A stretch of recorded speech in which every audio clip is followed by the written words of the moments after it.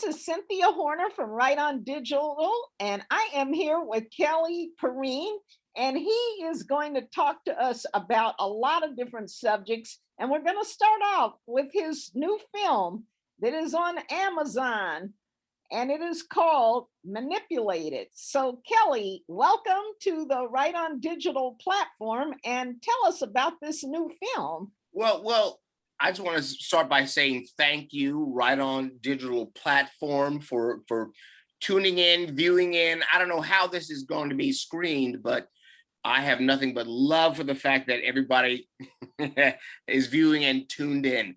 I'm part of a fantastic new movie called Manipulated, and in Manipulated, I play a master interrogator who gets called back into service after a personal breakdown in his life in order to try to find out who has possibly killed a victim of a violent crime. And there are three women who could quite possibly be the assailants, and they all have motive, they all have opportunity, and I'm the detective who comes in to try to make sure that I find out exactly who goes to jail for it. And it's one of those old classic whodunits.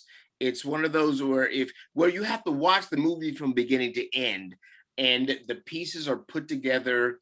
The dots are connected, not so far away that you can't figure it out, but close enough that you can go like, oh, it's them. Oh, no, it's them. Oh, it's him. Oh, it's you.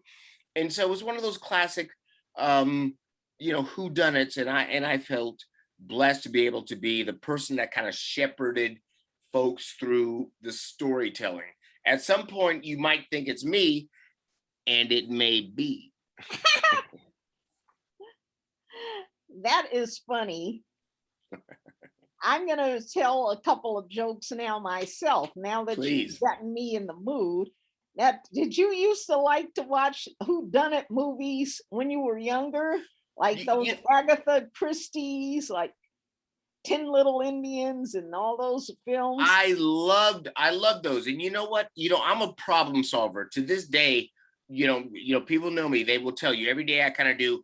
I don't know if you know what Sudoku and Kin.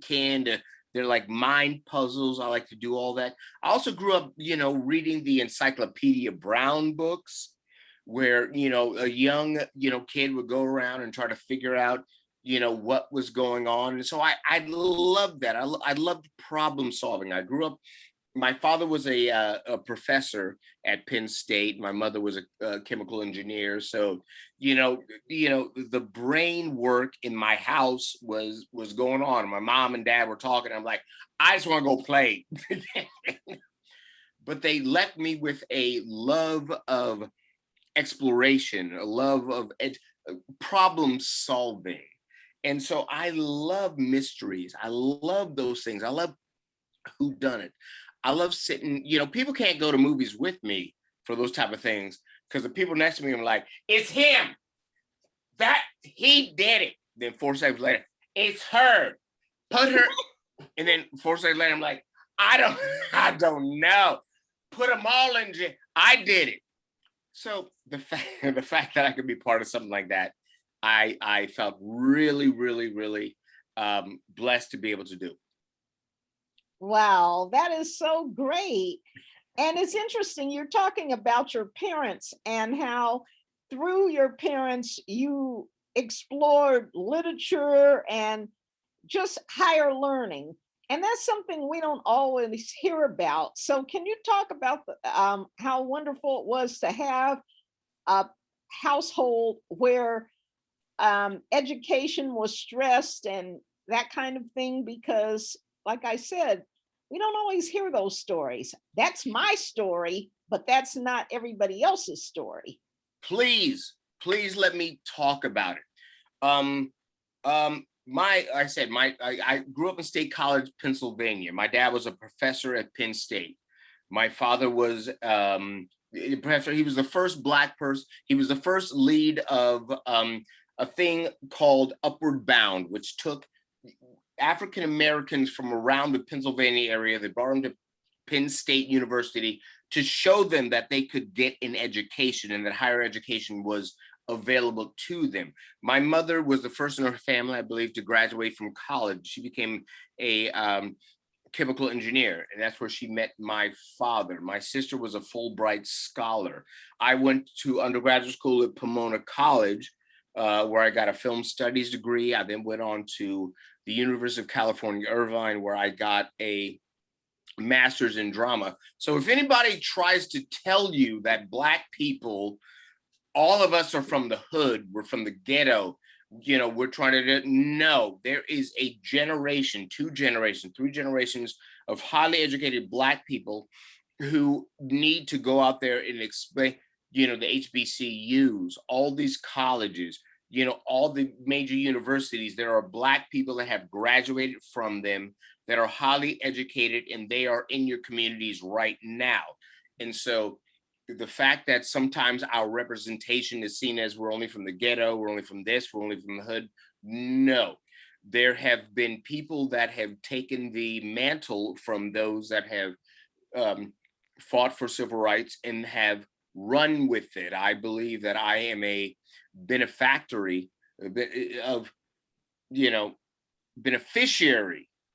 of the fact that my parents gave me the opportunities. My parents were the first generation, I'm the second generation, my kids will be the third generation. There are people that are the third generation. We're not a monolith. We are educated, we are out there, we know our craft, we know our thing. And so as many things that are going on out there socially in terms of, unfortunately policing and all that, no, it's not just Black folks in the hood trying to get by. There are people in every communities, from top to bottom, Black folks, people of color, gay, lesbian, transgender, Asian, look, we're educated, we're here. And at this point in time in 2021, we are allowed to express the fact that we are a educated part of the population, and we're not going to be mad about that, and we're not going to say that we're wrong for it, and we're not going to apologize for it. I'm a highly educated Black man. There are a lot of highly educated Black people out there, and I'm never going to apologize for the fact that I'm educated, and I should be, and every person should be, in whatever class they're in, they should be. And so as I walk through this world and, the crazy entertainment industry, I bring that to it. I bring an empathy for folks that did not have the opportunities that I have. I bring a sympathy for them. I bring an aspiration for those that have, higher expectation, have achieved a higher thing. But I don't feel that I'm anyways behind or in front of anybody. And that has come from my education. So if there's anything I can do, which I try to do, is I try to elevate folks and say, we can get an education. Education is the separator, for people. And I will never apologize for the fact that I went to Lake Forest Academy, Pomona College, UC Irvine, and I will do everything I can to make sure folks get educated, because education is the key. I don't know if that answered your question, because I went on a little bit of a tangent, but I feel strongly about my education. No, I think it's fine. I think it's great. This is something that younger people need to hear, because too often there's the peer pressure where people tell somebody, oh, you don't need to do this. And it's not correct. Education is the highway to opportunity. And that's very important. It is. It is. The thing about our industry and people that are listening that have not had the opportunity to do that, do not despair. And so I'm going to try to give the opposite side of this.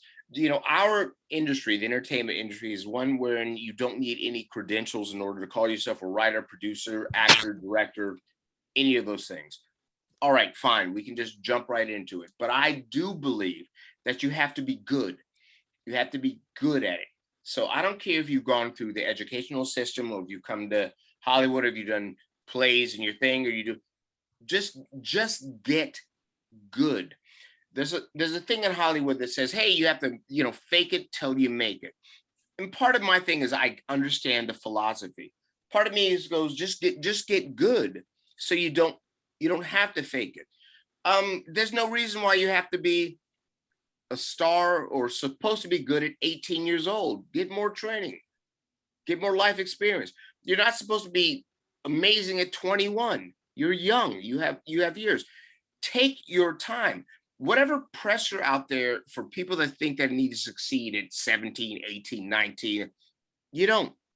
Get your life experience. Go out there, meet people, enjoy things, enjoy life experience, so you can bring that to your art. And and rappers, all that, our experiences aren't only selling drugs on the streets and hanging with the folks and doing it. No, our experiences are, going to school and getting education and understanding I am pentameter and traveling and doing all that. And so if we bring that to our art, if we make people understand that, what are African Americans? 15%, 16% of the population, that we are elevating ourselves, bring that to every aspect of our art. And come on, man, let's see what happens. Let's try that for 10 years and see what happens. Well, I think what you've said is just wonderful. And I know that our listeners, people watching, are going to really enjoy it. Now, tell me, you've had a nice career in terms of being on various television shows that we've all watched. Is there one show that was your favorite? Well, I'll tell you what, I've been blessed, to do everything from One-on-One, Drew Carey Show, Between Brothers, Night Squad. I've done Seinfeld, ER, Mad About You, all of that. And again, these have all been amazing experiences and shows that people watch. And I've been on shows and I've been a series regular, and I do say a guest star on Seinfeld, and people are like, "Oh man, I saw you on Seinfeld." I'm like, but I'm on a show each week on this net. I'll tell you, so it's fantastic. One of my greatest experiences was when I was on the show One-on-One, which a lot of people know me from, because I played Dwayne Odell Knox on One-on-One for 4 years. And now that show, I did that 20 years ago, but I now meet people every day that are like, I grew up watching you. And I'm like, me who me? Because I don't feel I'm as old as I am. And but I'm so humbled and blessed to know that I was a positive part of their growing up. And they're like, "Oh, I know you. I grew up with you. I know you." I'm like, "Do I owe you money? What did I do? You want me to cut you a check? What did I did?" And so, yeah, man, people know me from a number of things. And for me, One-on-One was an amazing experience because, I had done a number of shows before. I did a show called Between Brothers with me, Kadeem Hardison, Dondre Whitfield, and so I was on the Tommy Davidson. And so I was on this show, and I had just gotten out of grad school. And all of those guys have gotten on great shows, and I'm sitting around going, why am I here? Yeah. And I just had to go, you know what? I'm supposed to be here for whatever reason. And I'm going to go ahead and I'm going to, take everything I can from this. I'm going to come in, I'm going to do what I can. One-on-One was an experience that was so amazing with Kyla Pratt, with, Flex Alexander, with, Robert Richard, with Cicely.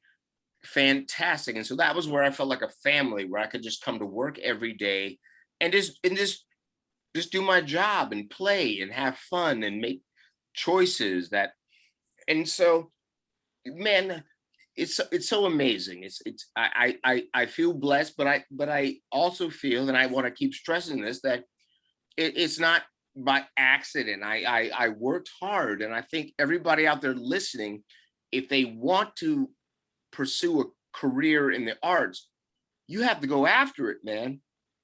And if you think, you know, you can be an accountant or a lawyer and just as much fun, do that. It's so much easier. But the arts is a calling. What I do is a calling, man. Sometimes for you young kids, you won't understand this reference, but for you older folks, there's a movie called Officer and a Gentleman, and Louis Gossett Jr. and he's spraying down mayo, and the mayo's like, I got no, yeah, he's like, I got no place to go. That's what I feel about this industry. What, I can't type. Where am I gonna go? I got no skills other than this, and they're mediocre at best. So You are a character. I could see you just nailing your auditions because you've got this these qualities, these charismatic qualities that would make any casting director remember you. well, and to speak to that, look, I have been passed over for so many folks that have names and do all that, and that's fantastic. That's fine. My mother has always said, you will be led to that which is yours. I've had a 27-year career, and I can walk down the street and sometimes people, go, hey, who's that? But they don't know my name. But I have felt that I have been led to that which is mine, and that's okay. And that has led me to incredible success, led me to amazing co-stars and people that are my friends, people that you will know in Hollywood. And I believe that if folks out there believe that this is where they're supposed to be, and they trust in whatever higher power they believe in, you too will be led, to what is yours. And so I don't know how else to say it. Mm-hmm. Well, that's wonderful. Wonderful advice. Now tell me this. What is your opinion about the diversity in, I won't even say Hollywood, because all projects are not made in Hollywood at this point. There's projects being made in Atlanta, at Tyler Perry Studios, various other places in the United States. But we're always hearing in the media that there's not a lot of work for people of color. And I don't think that's true.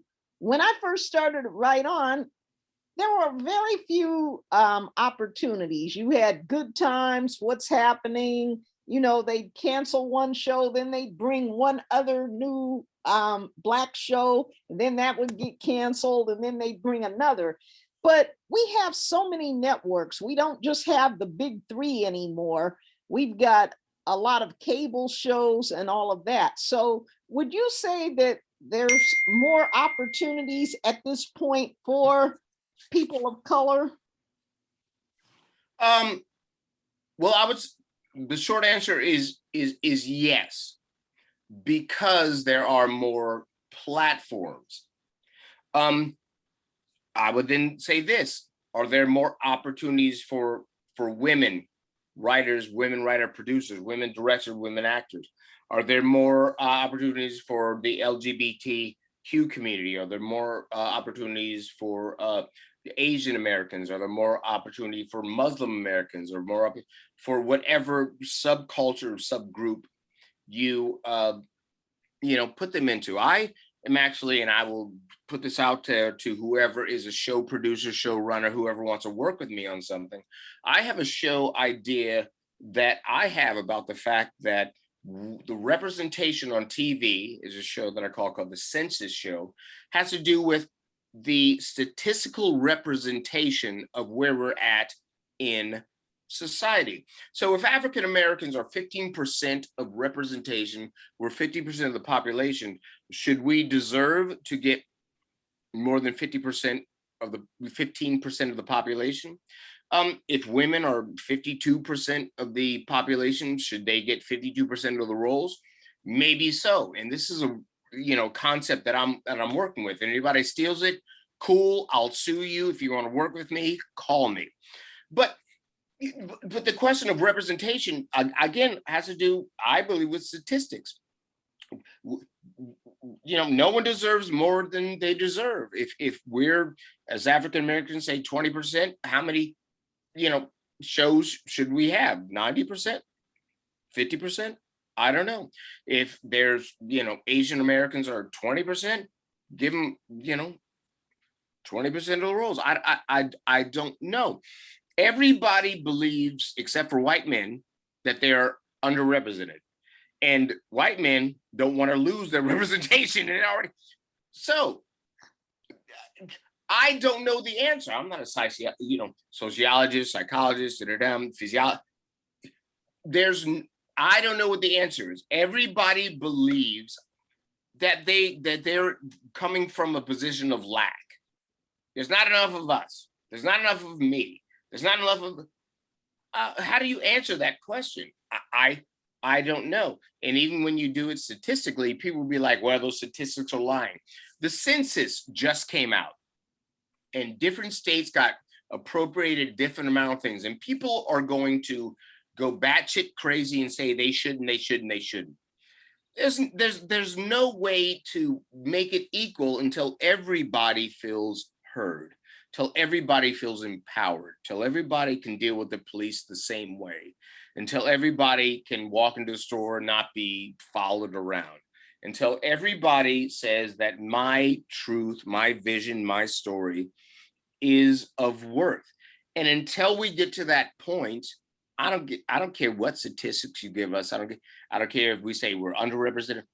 It's not going to matter until we get to a humanistic understanding that we are interconnected, and your pain is my pain, and what happened to George Floyd is what happened to me, and what happened to the Asian American community that's being hurt during this time happens to me. Until we can until what happens to LGBTQ kids happens to me, until we can get to that, until we go, the principles of the Bible that we say we believe will be embodied, and we will take the Sermon on the Mount, and that all that will come to all of us. These fights will continue. Well, that was really a nice statement that you made. It was more than a statement. It was more like a platform. But I think that your words are chosen carefully, and I think that they're very impactful. And you're right. Now, before we go, tell us a little more about you as a person. What do you like to do in your spare time? Well, in my spare time, I love to golf. I play the ukulele. What? Yeah. Look, man, I have some hidden skills that people don't know about. I have a band that I play with. I write. I like to hang with my friends.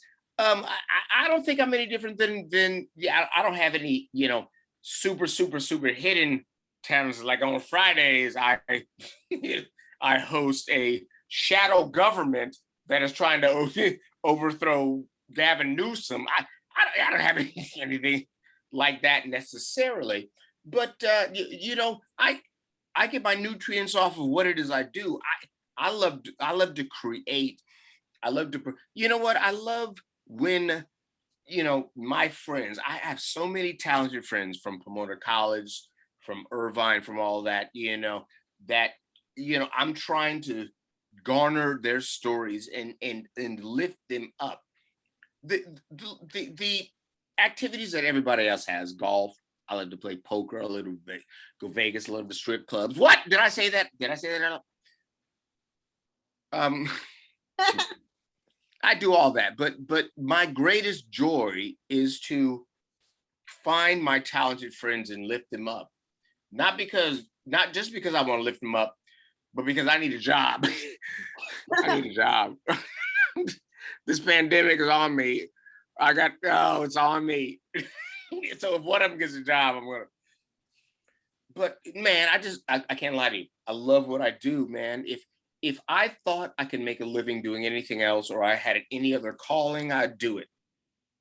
I'd do it because I think I was blessed to believe that whatever I decided to do, I would succeed at. And I think everybody should believe that. Follow your passion, and you will succeed to whatever degree that passion will lead you to. So what you need to know about me is that I go 100% in. I go all in. And if I commit to something, I'm there. And if I don't, it's not because I don't think it's great. It's because I'm not I'm not trying to lie to you about not being able to give the full tilt. And so, for again, any advice out there for people out there, go after it, man. Go surround yourself with people that love your vision. You have, and you, the first part is you have to love your vision. You have to believe in your vision. And sometimes not listen to people that will tell you why it's not going to work. I love what I do. I can't lie to you. I love my life. Um, People don't quite know who I am, but I'm only 27 years into this industry. That's all. 27. In the next 27, they might know my name after it, but I'm new to this. You are a riot. I want to thank you for sharing your story with Right on Digital. Now, one last thing. What is your favorite social media handle so that we can tag you? The best way to find me maybe is at kellyperine.com. Are you an Instagram man? Okay, I am on Instagram, and the best way to find me is, Kelly Perine, on Instagram. I got my social media person. What's that? Who am I on? What am I on socials? Look, I'm 52. I still have a phone line, so I have my social media. What? I'm gonna tell my phone number. No. I'm at Kelly Perine on Instagram. You can go to kellyperine.com and see some of my stuff. But yeah. Again, Instagram Kelly Perine.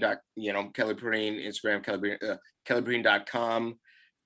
Yeah, I'm an old school cat. I'm an old school dude who's like, I'm just gonna put in my work. You can find me. I'm not hiding from anybody. Go to kellyperine.com and look at some of my short films. Because I'd love everybody that's out there. I'd love to work with you. I'd love to help you out because there is a need for new voices, for unique voices. I think I'm a unique voice, and so I want to team up with folks out there that want to get those voices heard. Okay, well, thank you so much for the interview, and you have a wonderful day. Well, thank you, and thank all the listeners. Thank you for taking time to listen. Follow your dreams, go after it, and I promise there will be some modicum of success just by following your yeses. Okay.